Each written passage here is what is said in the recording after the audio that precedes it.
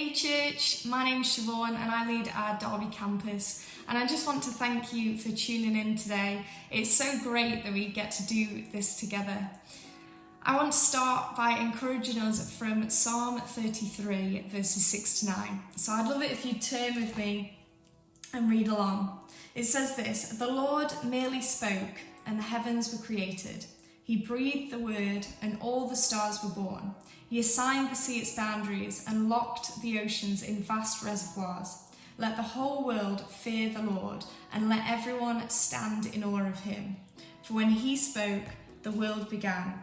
It appeared at his command."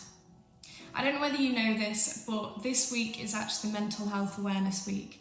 And over the past couple of years, I've had various battles with my mental health. Lockdown has definitely posed some testing times, but something that I try and implement in my day-to-day is these 5 ways to well-being. And these actually come from the NHS. They're things that are scientifically proven to help us maintain our well-being.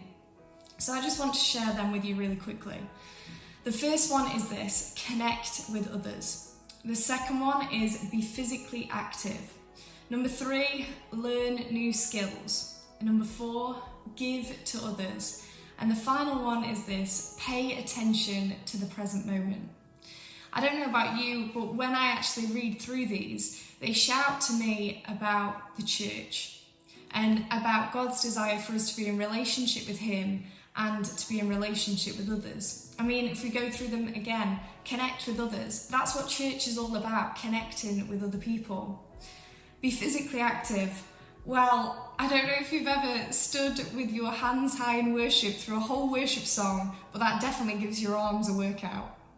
Number 3, learn new skills. I mean, church is an amazing place to learn how to do different things, and every day we're given the opportunity to learn something fresh about God by just opening up his word.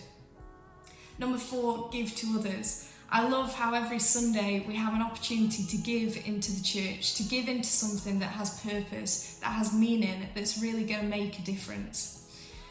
And the final one, number 5, is the one that I want to focus on this morning: pay attention to the present moment.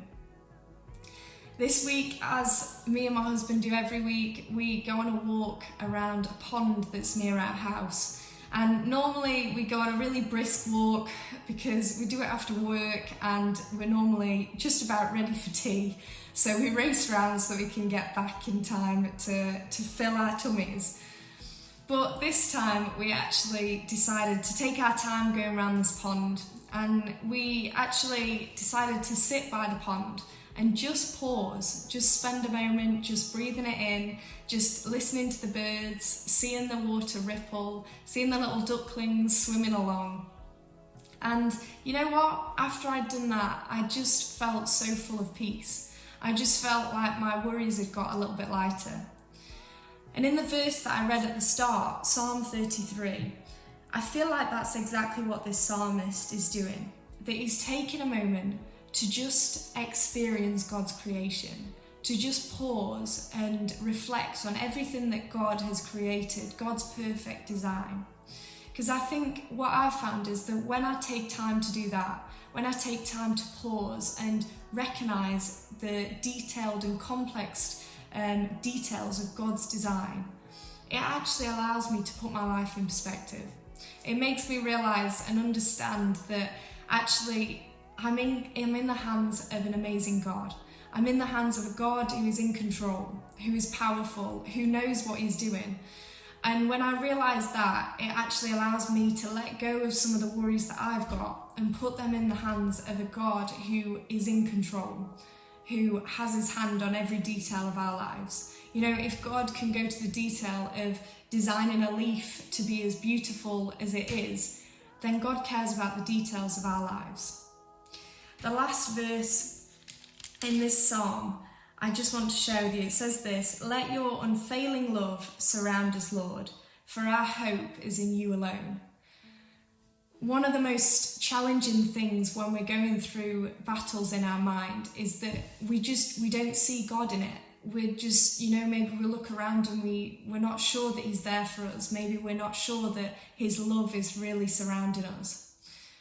But actually, I think the reason why creation is so beautiful, I think the reason why this world is so complex, is because even when we feel like God isn't with us, he wants to remind us that if we were just to look around, we'd see that his love surrounds us. We'd see that that detailed design is a part of our everyday, is a part of every moment of our lives. And that actually, that is a reflection, that is a metaphor for God's love surrounding us, how his creation surrounds us in our everyday. I mean, we can't escape his creation, and that's a reflection of how we can't escape his love.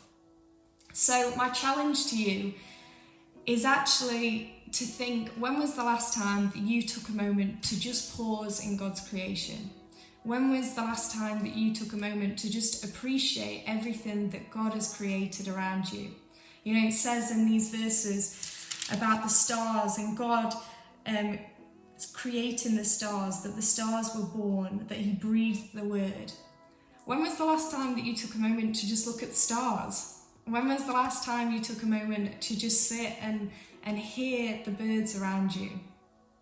Let's take a moment this week, let's take a moment today to just pause and experience his creation, and to realise that if it's so complex, if it's so detailed, then God is actually bothered about the detail of his life, that he will take care of the detail of our lives, that if he takes such good care of his creation, if he takes such time actually in the detail of what he's created, he'll do the same for our lives.